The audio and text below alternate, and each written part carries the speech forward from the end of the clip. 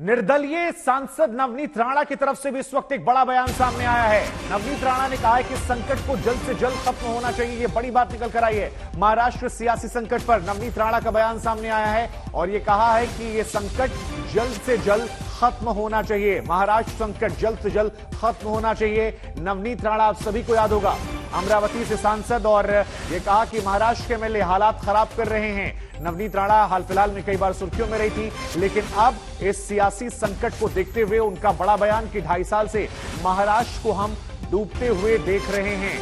हनुमान चालीसा पाठ को लेकर नवनीत राणा सुर्खियों में थी, जेल भी गई, वापस लौटी, कई सारे बयान दिए और अब उनकी भूमिका भी इसमें अहम हो जाती है क्योंकि उनके पति खुद विधायक हैं। इधर क्या कुछ कहा है नवनीत राणा ने, हम आपको सुनवाते हैं। 11 बार हनुमान चालीसा का पाठ किया है। जो संकट मेरे महाराष्ट्र पे, वो मैं पहले दिन से कह रही हूँ, वो दूर होना चाहिए। संकट मोचन ही बचाएंगे हमारे महाराष्ट्र। आप बीजेपी से अलग अलग ही रहेंगी या आप बीजेपी में? सी, मैं ये नहीं बोलती हूँ कौन क्या करेगा कौन क्या नहीं करेगा, पर ये जरूर है, अगर एक पार्टी जो 56 साल से पार्टी के लोग लेके चल रही है, सडन ऑफ दोनों भी राज्यसभा और विधान परिषद में इस तरीके से अगर वोट विभाजन होते हैं तो उससे ये अंदाजा लगा सकते हैं कि वो उनके अलायंस में या महाविकास आघाड़ी में शिवसेना के एमएलए, हमने तो पहले कहते 50% से ज्यादा उनके एमएलए वोट बीजेपी के बाजू में करेंगे और वो साफ दिखा है।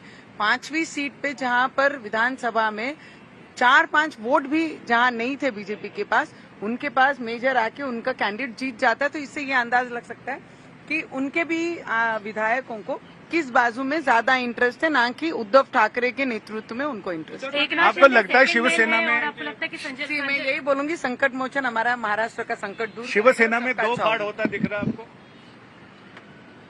एक पार्ट तो सिर्फ बाला साहेब ठाकरे जी थे तब तक ही था, अभी कितने पार्ट हुए पता नहीं है। संजय राउत ने कहा कि महाराष्ट्र राजस्थान नहीं है, उत्तराखंड नहीं है। महाराष्ट्र ही है, इसलिए ये चीजें महाराष्ट्र की जनता और महाराष्ट्र के जो रिप्रेजेंटेटिव है वो महाराष्ट्र का नुकसान होते नहीं देख सकते। इसलिए ये चीजें लोगों के सामने विधायक जो रिप्रेजेंट करते हैं महाराष्ट्र को, वो खुद कर रहे हैं, क्योंकि महाराष्ट्र दूसरे राज्यों जैसे नहीं है, उनसे श्रेष्ठ है, फाइनेंशियली बहुत स्ट्रांग है और महाराष्ट्र को डूबते हुए पिछले 2.5 सालों से जिसके मुख्यमंत्री हैं वो विधायक देख रहे हैं। इसलिए वो विधायक टूट के आज बाहर निकलने की खुद की कोशिश कर रहे हैं।